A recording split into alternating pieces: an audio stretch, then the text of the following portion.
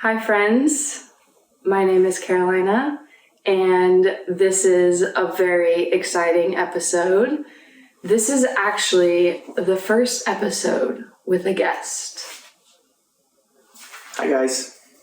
What's your name? I'm Jacob. And how are you feeling?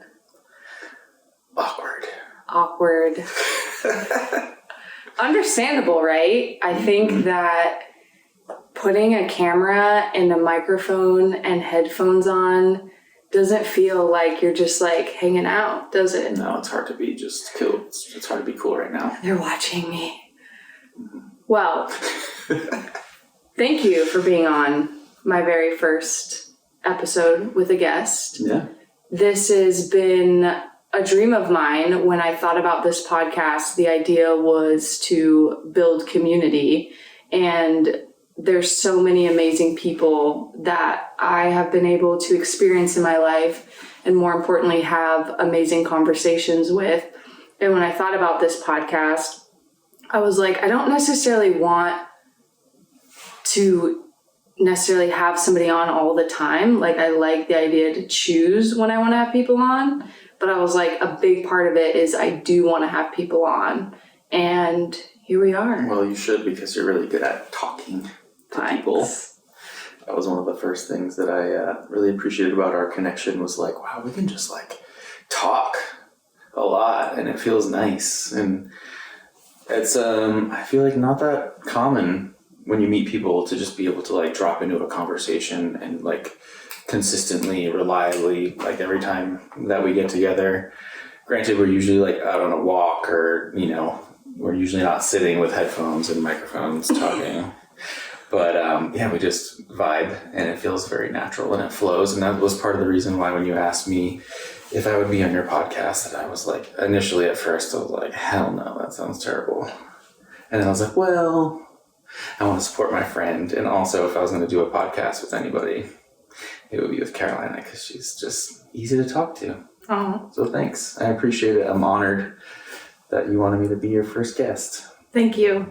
This actually came about because we recently went on a walk through Forest Park. And as Jacob was talking, just the way and the words that he was saying, I was like, I feel like you have so much just gems that personally you have taught me. I feel like when we met, which is kind of what I want to start with, is like how we met. So I want to hear your version of it. Yeah, Mount Tabor dance community, shout out. That was definitely a game changer. Mid-COVID, like just quit my job working at a retirement community / like, what's the word? Assisted living, kind of like, memory care, specifically during the pandemic, was super stressful, and I felt very isolated because I just moved to Portland, so I didn't know a lot of people, and somehow, like, through a friend of a friend, found out about Mount Tabor and went there and was just like blown away that, well, there's actually people out and around, and we're all together, and there's free music, and we're all just like hanging out on the side of this freaking volcano, and it was just a vibe. It felt like a music festival in the middle of the week, and so I just started going there pretty much every week, because I just quit my job and I was starting a new company, a new little business selling tie-dyes. And so I was like, perfect, I'm going to go to this thing and walk around and talk to people and sell my tie-dyes. And that was like pretty uncomfortable at first, putting myself out there with my art, and just like going to an event by yourself can be uncomfortable, let alone like having this thing that you're trying to sell while also trying to have like natural interactions with people and not come across like, hey, I'm just trying to like use you right now. But really it's like, no, I want to meet you, and I also want to show you this art that I make, and if you want to buy it, cool. And I ended up like making some really great friends doing that, and also selling some tie-dyes, and so it was perfect. And I was walking around one night, I think it was like coming towards the end, and I was spinning my pod poi, because I like to do flow arts. And for people who don't know what that is, basically think like 2 LED lights on the ends of strings, and you're kind of just spinning it around your body and trying to do it to the music. And I'm just kind of walking around, and I saw a group of people sitting on the ground. It looked super cool, and they were listening to some music on their Bluetooth speaker because I think the music had stopped at that point. And so I was like, you guys want a light show? And they're like, yeah. So I took my poi out and I gave them a light show and melted their faces, as I like to say. And then took out my tie-dyes afterwards and showed them my tie-dyes, and then just kind of sat down and started talking to them. And then we made friends like that quickly. It was like that. Totally. It was super easy. And then your friends actually were ready to leave, but you weren't ready to leave. And they were like, and I was like, oh, I'll give her a ride. And they were just like, okay, cool. Like, they just immediately trusted me with you, just some random person that just like showed up. Totally. Like, oh yeah, that's fine. I'll give her a ride. Don't worry about it. Yeah. Totally. Yeah, it's like this idea of, I always say, like, my superpower is just my feeling my emotions and like letting my feelings kind of guide me through life. And the first time that we had like gotten each other's orbit was just like so organic. I was listening to one of my favorite DJs, Claude Von Stroke, because the party was about to wrap, and I was like, no, like we just got there. And that was my first time that I actually went to Mount Tabor, and I had heard about it.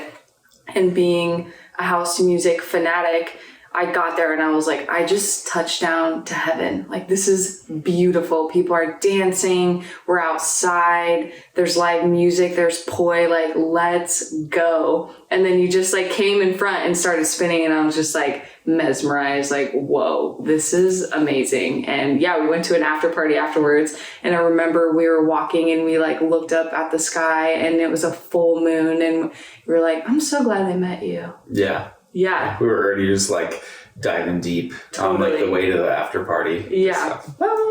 Exactly.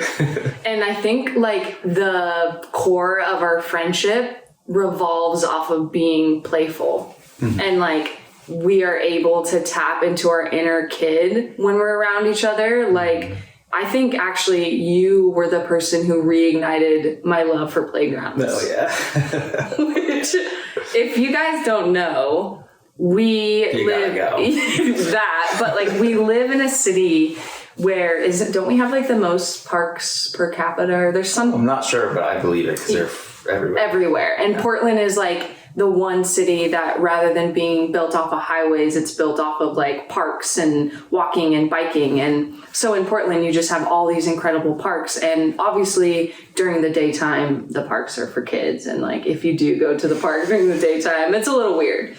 You might get a few stares. Exactly. Rightfully so. Right. But I highly recommend, if it's, after 10 p.m. and you're going for a walk and you see a park, like get on the slide, get on the swing. Like you will feel, at least for me as someone who, I remember in school, they were like, what's your favorite subject? And I always said lunch and recess. Because those were the times that I could like move and no one was like lecturing me or telling me what to do. It was just like wild. I could run my mouth. I could be competitive, and I can just like play. And that's something that the more that I actually take the time to play, the more that I'm like, whoa, I actually feel more creative and calm and like a happier version of myself. I feel like as you were saying that, the thought of like domestication came to mind, and like how we get domesticated as we age, and we forget how to play and imagine and not take ourselves so seriously.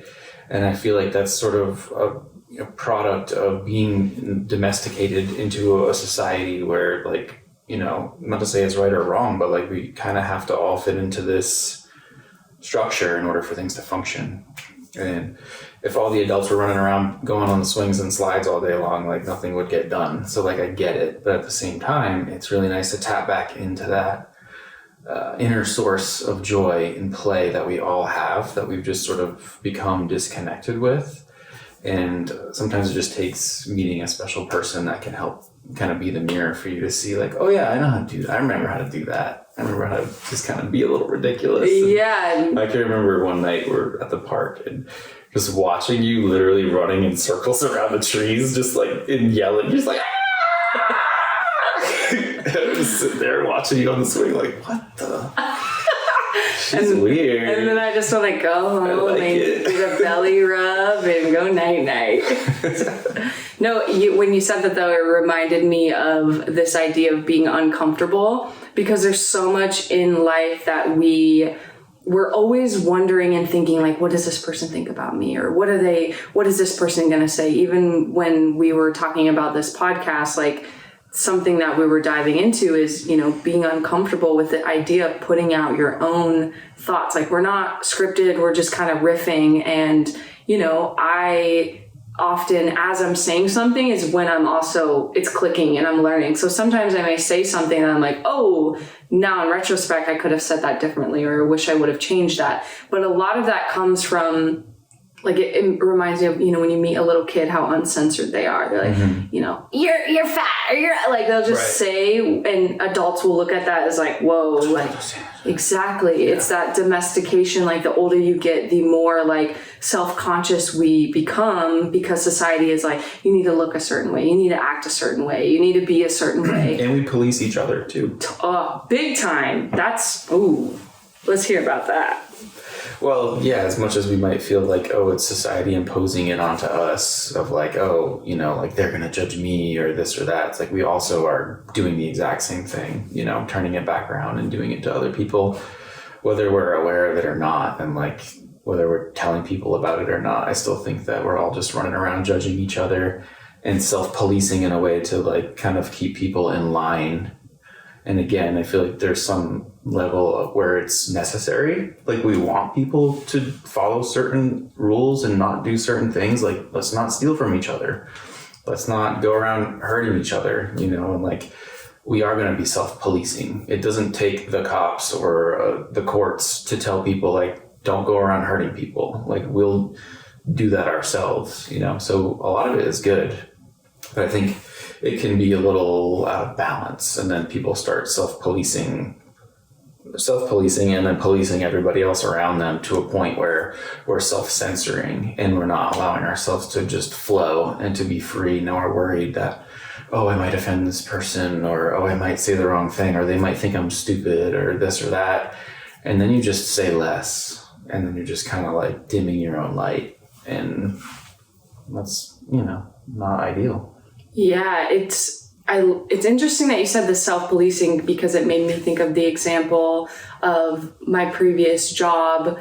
We were told by our boss, like, hey, we're kind of expecting you to do 10-hour shifts every day, which to me, I was like, that is crazy when you think about you have a 24-hour day. I'm working for 10 hours, which means I have 14 hours left. I'm supposed to sleep for 8. Mm-hmm. So that leaves me with 6 hours. And then if I'm commuting for an hour and a half to 3 hours, like that's your whole day is just eaten. Right. And in hospitality, there's kind of that unspoken rule of like, if it's really busy, you have to extend your time and you may have to work for more than 10 hours. But on the opposite spectrum, if let's say it's pretty slow and all your ducks are in the row, then you should be able to scoot maybe out. Leave early. Yeah. And I remember being at work where there were certain individuals who, no matter whether it was busy or slow, they were so stuck on that 10-hour, like you have to work 10 hours. Like they held themselves to that accountability. And because they held themselves to that accountability, they started policing other people. So it was less about the boss, like the boss was already gone. And it was like other people being like, hey, like I saw you left early. I'm going to like snitch on you because I'm working 10 hours. So you should have to work 10 hours. And so, like you said, it's like we are all policing each other. And I feel like right now we're in a climate where everything is taken to the extreme. There isn't necessarily room for conversations or room to be different or to maybe have different opinions or backgrounds or beliefs. Mm-hmm. It's like we are in this extreme war of it always has to be this or that. Right. Very binary. Mm-hmm. Like you're either on my team or you're not. Whereas like in reality, there's so much nuance to everything that I think that's people have a hard time dealing with nuance. And so it's easier to just be able to put things into little boxes and not have to think about it anymore. And I think that's kind of what has gotten us to this place of like very polarized and very like everyone is ready to get offended about everything all the time, as opposed to just giving people grace and being like, wow, like I wouldn't have said it that way, or I never thought about it like that, like wonder what made them say that? I wonder where they're coming from that makes them think that way, as opposed to just like, oh, you said that, and well, that means that you're this, and now I'm going to put you into this little box, and I'm going to treat you like shit, and I'm not going to ever give you a second chance to like, you know, say I'm sorry, or like, oh, maybe I changed my mind, or, you know, I was in the process of working through that when I said that, and I don't think that way anymore. You know, like, let's give ourselves some leeway to be like, working things out loud and with each other as sounding boards, because I feel like if we keep everything to ourselves, it's so much harder to like get a realistic view of it, because then it's all internal and you don't get to say it out loud. You don't get to see somebody else react to it. And I think the less that we're able to communicate openly and freely with each other, the worse it gets. So let's start practicing being a little bit more raw and uncensored and unfiltered, and just allow ourselves to express and not worry so much about judgment, but let's worry about like being able to properly express how we're feeling and what we need and what we'd like to see and what we'd like to experience with each other. Totally. I think it's this beautiful idea of how do we show up as our true version of ourselves. And I think that that is a path that essentially is like a whole life journey of even the question of like, who are you? Like if I were to ask who, like, how would you define yourself currently where you're at? Yeah, it's so hard because you don't want to limit yourself to one thing, and just language is so limiting, you know, like we don't have the words to describe how I'm feeling right now in this space. But you know, I know that right now I'm in this interesting transition in my life. I've been unemployed for quite a little while, and I'm in school now, planning on getting a bachelor's degree. And so I'm back in college. I'm 36. So it's been like 18 years since I've been in school. And it's been quite the whirlwind of change, of like getting back into studying. And I mean, I had to teach myself how to type. I didn't even like know how to do the 10-finger typing. I've been kind of like anti-technology for a long time. So this has been a journey of like learning how to use my laptop and kind of like get on different platforms and figuring out how to use computers. And now I'm learning how to code because I'm going to school for computers.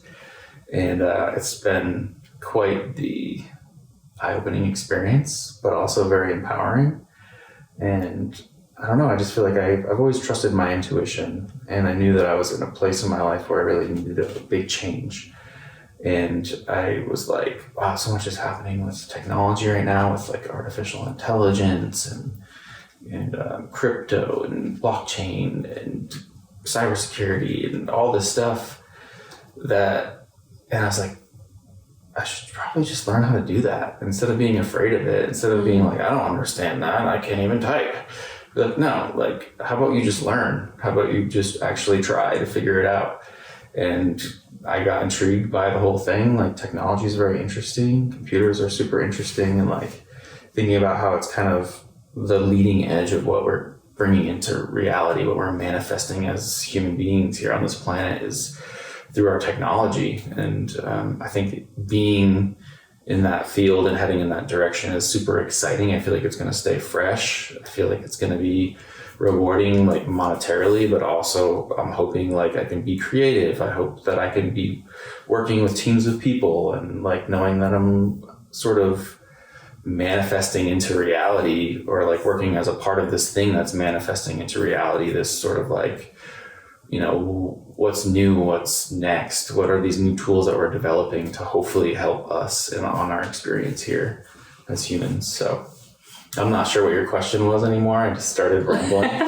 You know what's so fascinating about the human experience? It's like the thing that we don't necessarily understand or use the word fear. Like the thing that we fear is usually the thing that we're against, right? It's like, and when we go back to this idea of the climate of being so polar, it's like usually the thing that maybe offends us or triggers us or we don't like, it's because we don't understand it. And like I relate that to, I have shared before, like I've deeply struggled with, you know, mental health and eating disorder.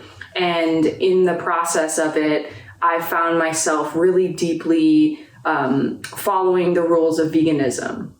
it was something that I felt like, oh, I'm being really healthy and I'm being really conscious. And the more that I thought about it, I was like, yeah, like, you know, when you listen and when you see how, you know, we are dealing with food, like the food industry and the mass slaughtering and the monocrops and the pests, like all these things, you look at those and you're like, oh my gosh, why would I want to partake in that, right?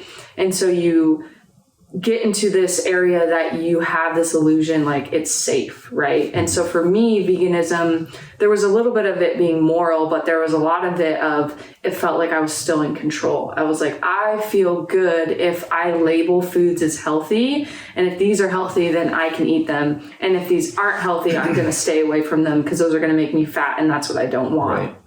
And in that, you create this idea of like, what I'm doing is like perfect, and if you're not doing that in a way, you're imperfect. And so similar with what you could say, right? You were saying in the beginning of your journey, it was like, fuck technology, like that's superficial, or whatever that feeling was, it was like you didn't really understand it. And so you're like, get that away from me. And it's interesting as the human journey continues and this idea of like expanding your mind, and you're like, okay, so what if what I think is true right? So like, what if technology doesn't have to be evil? Like, what if it can be a tool that I can use to maybe help me, or to decide that, hey, I want to go back into school. And even the idea of school, right? As somebody who, I went more the traditional route of, you know, getting out of high school, and it was like, what college are you going to go to? I didn't feel like I had the choice of not going to college. Totally.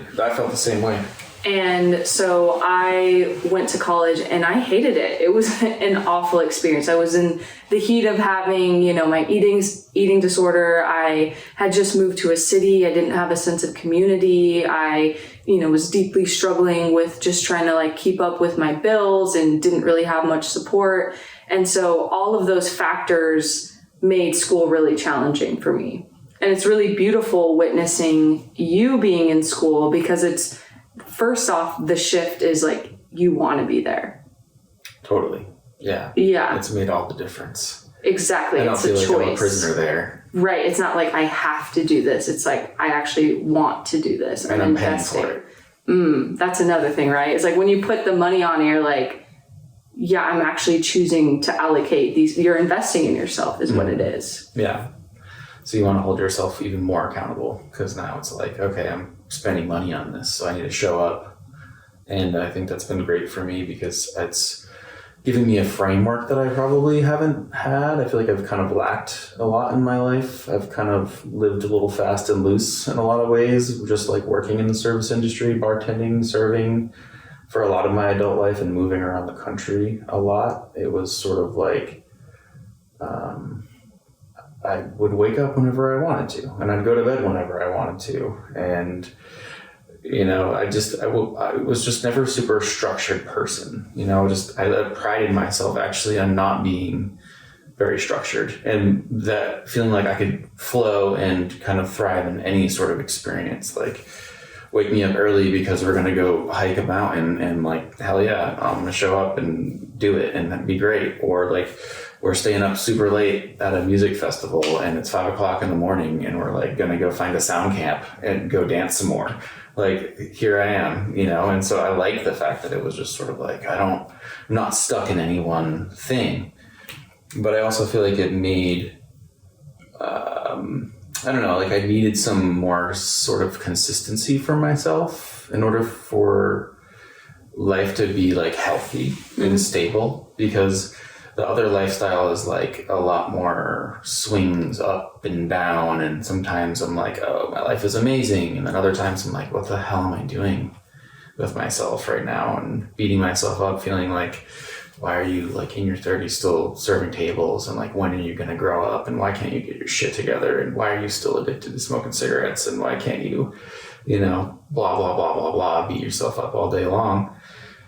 And I feel like being back in school now has given me structure to be like, okay, like I know what my classes are. I know what I have to do for my classes. And I also know that like I can't be smoking weed all day, every day, Because when I do that, I go to math class and I'm like, what did the teacher just say? Like, logarithm who?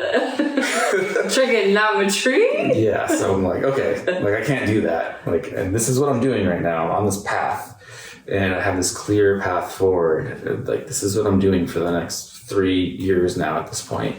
And having that structure has been super positive, I think, for me and for my relationship with myself and with my husband and with my friends and family. I feel like it's given me more structure to like focus in on take care of myself and have healthier boundaries with everybody else around me because of that. How did you feel like you were ready to start school? What kind of led you to being like, okay, I'm ready to have a shift? Like, was it one life moment? Do you think it was a bunch of things that kind of just brought you to that point? Or what was kind of the journey to that? I mean, I feel like it was a long journey. It's hard to pinpoint. You know, I feel like a lot of things because I moved around a lot with Jason, and a part of the thing was like we're moving around sort of for his career and to help him out and to like get him in a place where he's happy and stable, and kind of putting my career aspirations, not that I really had any at that point, that's part of the reason why it was so easy. Like he clearly had stuff that he had already been working towards for so long, and it was like, okay, like let's get him situated. And then once we're settled and we're not moving around anymore and he knows where he's going to be at, then I'll like figure it out. And that's kind of, it took like 7 or 8 years of moving around, from me moving to Tennessee and then leaving Tennessee, moving to California, and then moving to Oregon here. It was a long journey with lots of jobs and lots of different houses and area codes and changing addresses and meeting new people and trying to make friends and finally making friends and then moving again and starting all over again. It was a long journey for sure.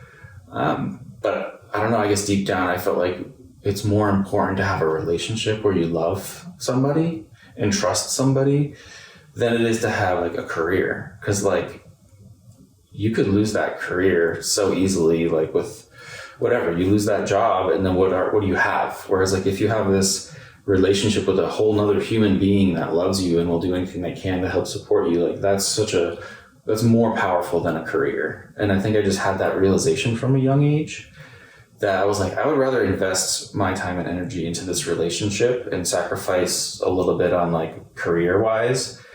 And that's what I did. And then we finally landed in Portland and we started to settle in. We're you know, he's at the job that he wants to be at, that he's planning on retiring at.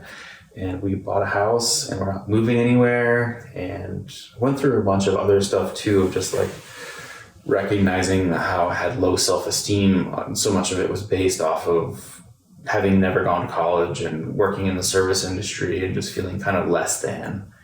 And judged by other people in that way, and you know, feeling subservient, always like being in this service position, because when I wasn't serving and bartending, I was also doing massage therapy, which is like very like, let me make you feel better all the time, and like, how can I make you feel better?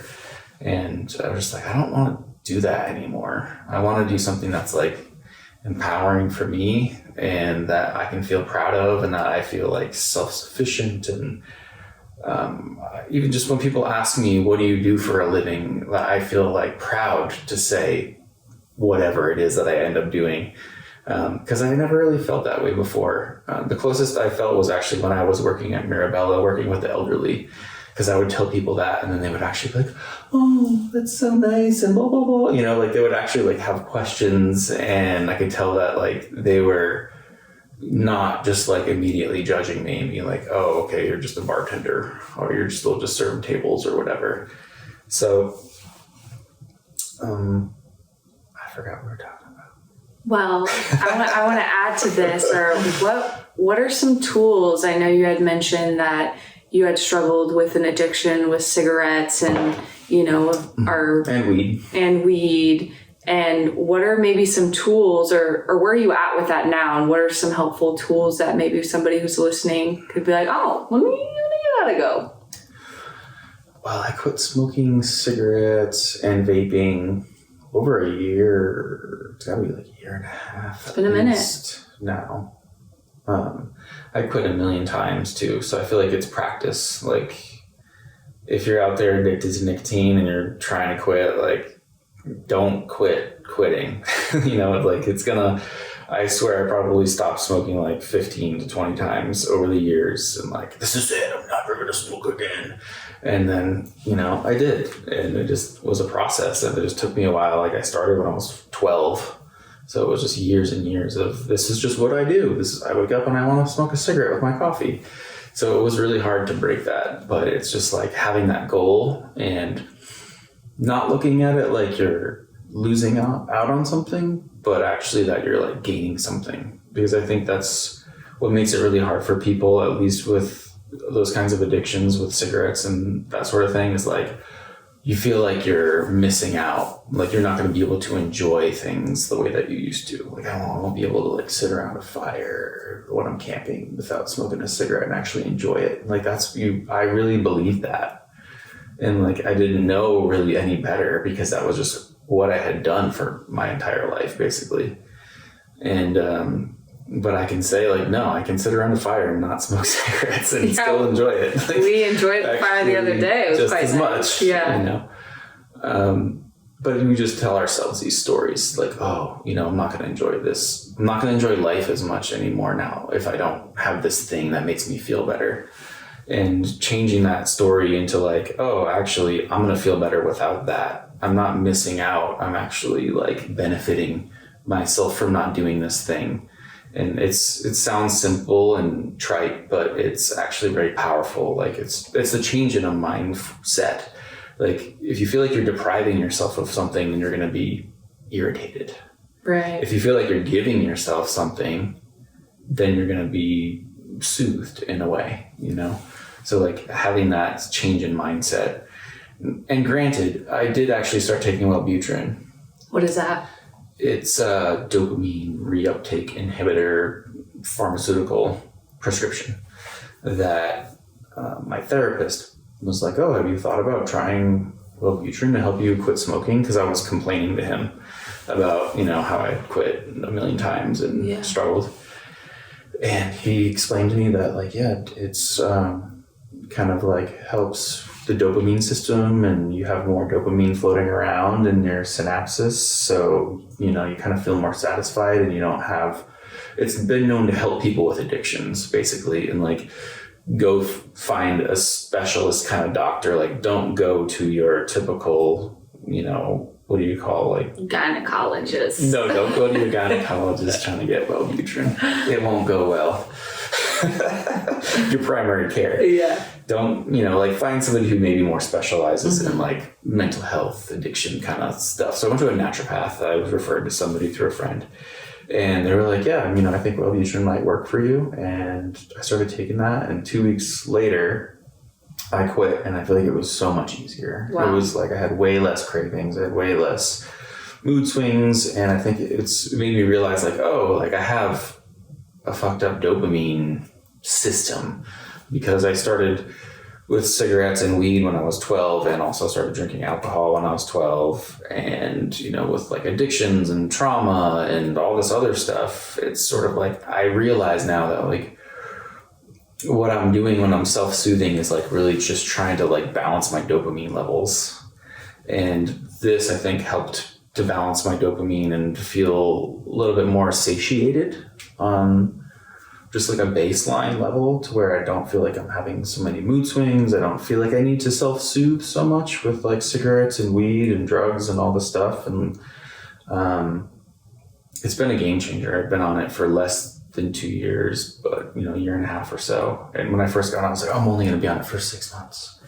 Like I've been pretty anti-pharmaceuticals and that sort of thing, like have a kind of a negative view of all that. So this was like me stepping out of my comfort zone and being like, I need help. Like I need to try something different. Yeah. And it was definitely a game changer. And then I realized, okay, like I quit smoking and this has been great. And also I feel just more stable now. And so it's also an antidepressant. And I think obviously like every drug, it affects everybody differently. So for some people it works great. And for other people, it doesn't really help them. But for me, I just felt like, oh, maybe I was a little bit depressed. I think I was kind of like willfully ignorant about my own depression, like kind of like trying to hide it from myself. And when I stopped feeling that way, it was kind of like, oh, I feel better.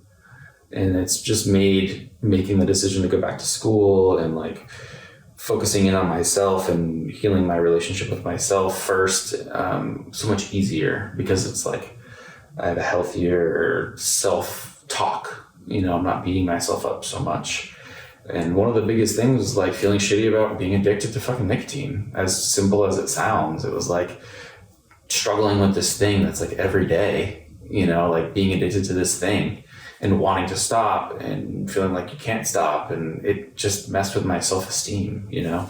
That was just one of the things that kind of like helped to boost my self-esteem and sort of helped me to realize like you can change. Like you have the power to make different decisions to get you into a different situation. Like just because you've been doing this one thing doesn't mean you need to keep doing it. Like, and I think was a really powerful, you know, moment in my life of transitioning from feeling like an addict and like powerless to these substances, whether it was nicotine, weed.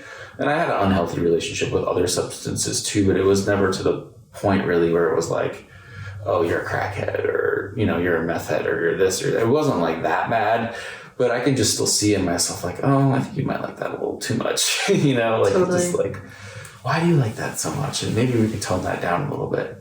And now I feel like I have been able to do that. And part of my journey was like, I still want to be able to enjoy these things. Like if I want to go to a music festival and eat some mushrooms, like I shouldn't feel like, oh, I can't do that. I can't handle that. Like, you know, that's bad. It's like, that's not. It's a tool like anything else. It depends on the relationship that you have with it. It's really what dictates, you know, the experience. It's beautiful to hear that, because the takeaway personally is this idea of, you know, we all have some sort of trauma. We all are born into something that causes us pain. And I think that we are entering an era where it is more socially acceptable to talk about mental health and to have a therapist and to, you know, talk about trauma. Like that is something that you hear now in mainstream media. And I think we so often hear like doing the work, right? Like you have to do the work, and it's always like the pressure on you. Like you need to be doing the work, and like you need to stop your addiction, and you need to stop smoking. And if you can't do that, in your head, you're feeling all this like shame and guilt and like, why can't I do it? And I think the takeaway was like, it was first off your mindset shift of being like, you got to a point where like, I want to change. And now rather than putting all the weight on yourself or blaming this or that in your life, you reached out for help. And I think that is like the beauty of it. It's like, it's starting with the mindset shift, but then also tapping into a sense of community, right? Having a therapist, having somebody tell you about, oh, what about this tool? And being open to that kind of leads to the next step. And then like, before you know it, you realize that everything is so interconnected, right? It's like, oh, I'm working through my shame and guilt and my addiction. And now because of that, it's helping me feel more clear. And now I'm like, oh, I want to go back to school and get an education and maybe start this career in something that I was so against, with being technology. Like, it's like you are completely changing in a way, right? Huge. It's been a huge change. Right. It's like, if you think about 5 years ago where you were at compared to now, you're probably like, it's a completely different person. Yeah, I wouldn't have ever imagined. And I think that's what's so beautiful, is the idea that we are allowed to change and we are so different. Like, I like meat now and I enjoy it, right? And I have a lot more education on it. And it's wild to think like, this is where I'm at, you know? Even similar to where I was like, I don't believe in really like getting a car and driving anywhere. Like, that's lazy and fat. And like, now I have a car and I'm like, it's beautiful. And I actually still get probably more steps than I did before, because I have more energy now, because I'm not exhausted about thinking all these other factors, which is really cool. You can spend your energy doing the things that bring you joy more than just commuting back and forth to work and stuff. Exactly. You know? I'm like, oh, I have energy because I'm not sitting on the bus all day. Because cheeseburgers are delicious. can I get 4 double cheeseburgers? Yeah, I'm so glad that you're now enjoying meat. It makes me happy because I know when we first met, you were struggling with that, and I could see how limiting it was and how much stress it brought you. And to see that process over the years of you sort of like slowly starting to open up, and I feel like I'd like to think that I helped you a little bit, because I would be like, you should try this, and and you would like actually take a bite. I think it was less of even that. I think the main gem that you really helped me with food was mindfulness. Like, still, even today it happened. Like, we had dinner before, and Jacob always, like, when there's food in front of him, you always take a second of like gratitude. Like, you'll look at it and you'll, whether you say it out loud or you pause, like there's always this gesture of like, wow, like I'm focused, I'm about to eat, and I'm really grateful that I have it. And you like take a deep breath, and then you also enjoy your food. Well, I'll notice if I'm anxious or if I'm really hungry, or there's all these things that like I will tend to eat really fast. And then afterwards I'm like, oh, I don't really feel that good. And that is a result of not actually being mindful of like, hey, because part of the eating disorder that I struggled with was like, yeah, when you're just like shoving food in your mouth and then getting rid of it, it's like you're in this uncontrollable addictive state where you feel the shame of like, you can't control it. You're not even present. Exactly. You're sort of like disembodied at that point. Yeah. It's like, it's a punishment. Yeah. And so it's been such a healthy reminder, and I sometimes even have to say that out loud to myself. I'm like, I'm gonna eat slow, and just notice like all it's a practice. And I feel like also even just going to public school and like you have like 20 minutes to eat lunch. Like go stand in line, get your food, find somewhere to eat your lunch, throw away your stuff, go to your class, and you have like 30 minutes or whatever to do that. It's like you can't sit back and enjoy your chicken patty. You gotta be hurrying up. I just feel like I see it, especially with men, even worse for some reason, but just people in general, I feel like eat really fast. And it's very like unconsciously, or in front of a TV. In front of a TV or your phone screen, for sure. I'm guilty of it too. We all are. Sometimes it's just like, I want to eat and I also want to be distracted.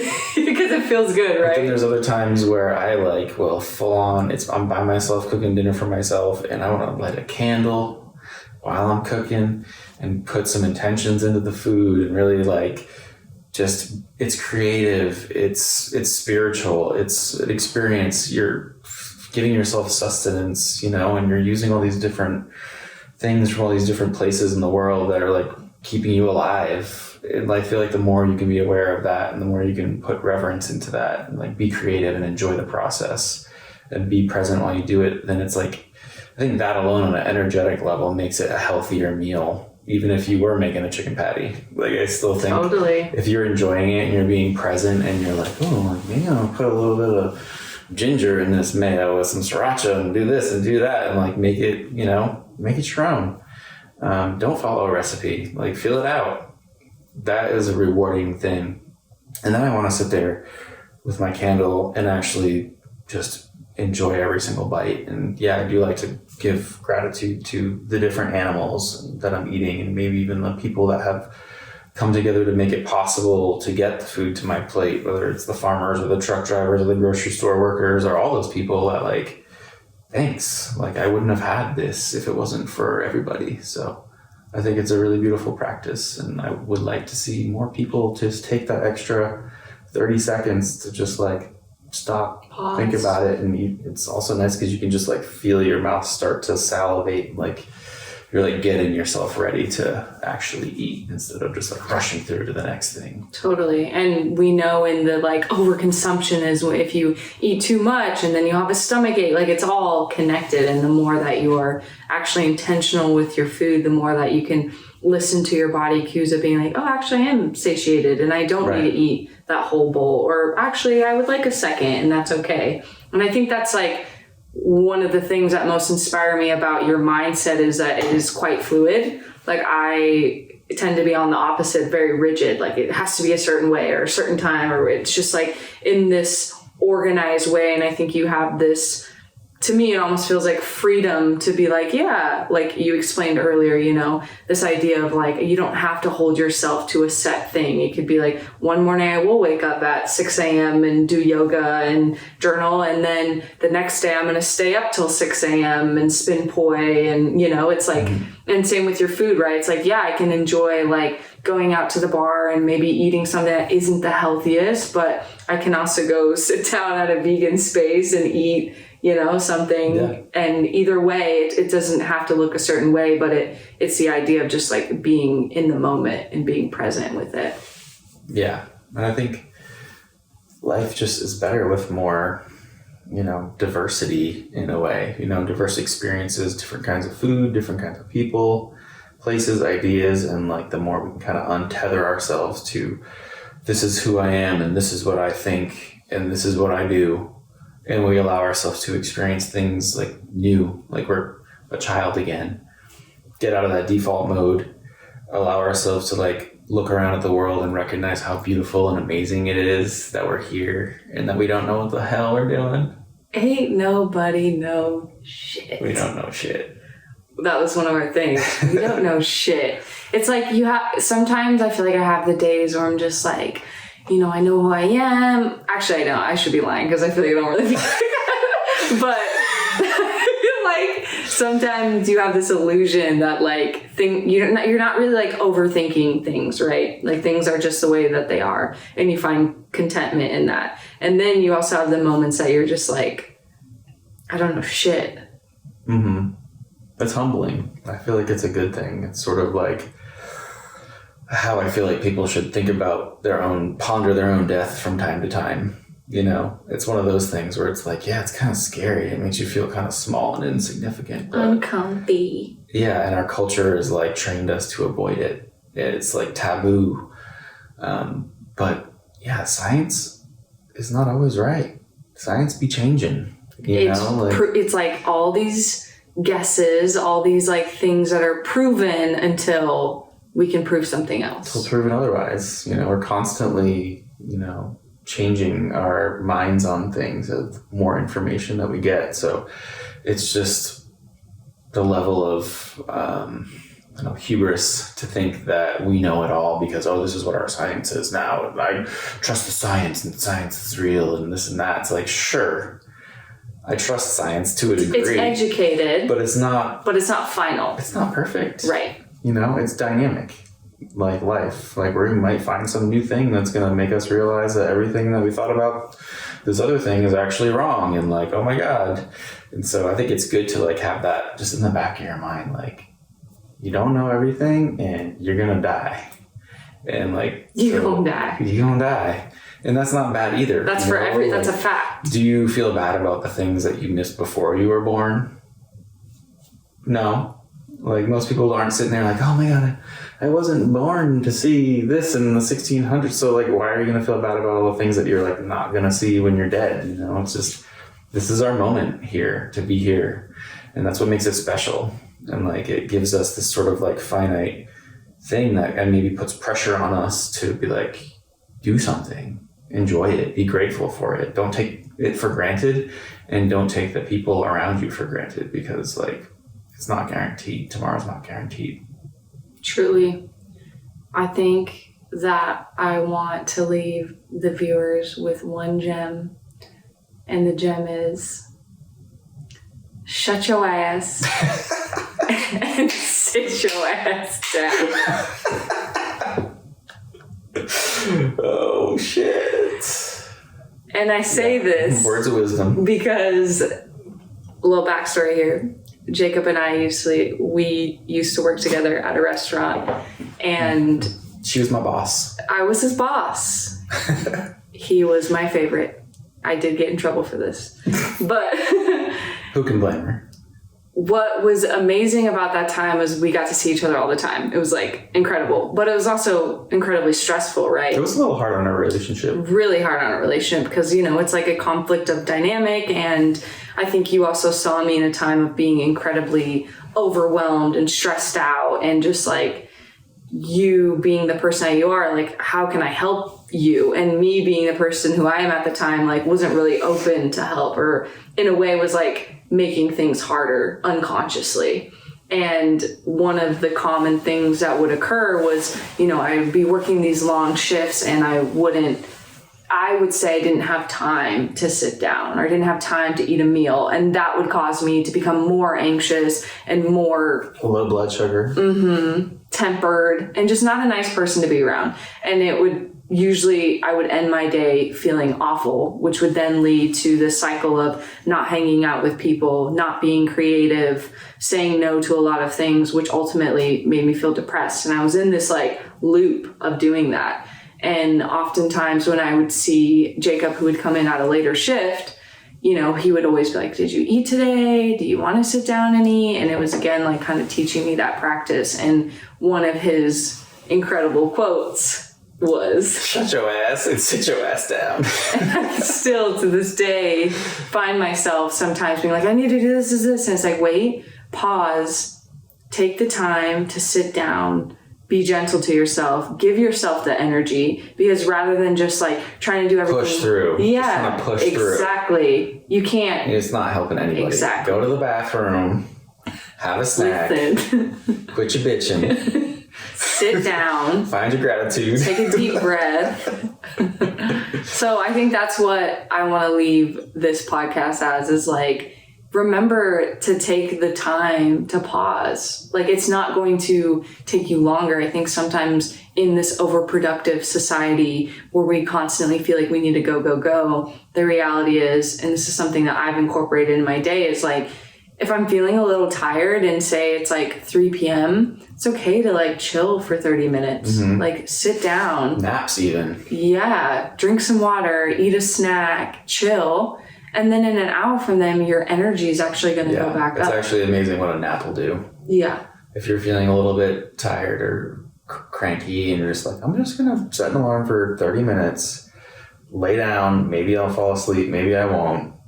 You know, it's amazing how much like that can change the rest of your day. So like a little baby. Don't try too hard out there, y'all. Just give yourself a break every once in a while. But don't give yourself too much of a break. Not too much, though. It's all about balance.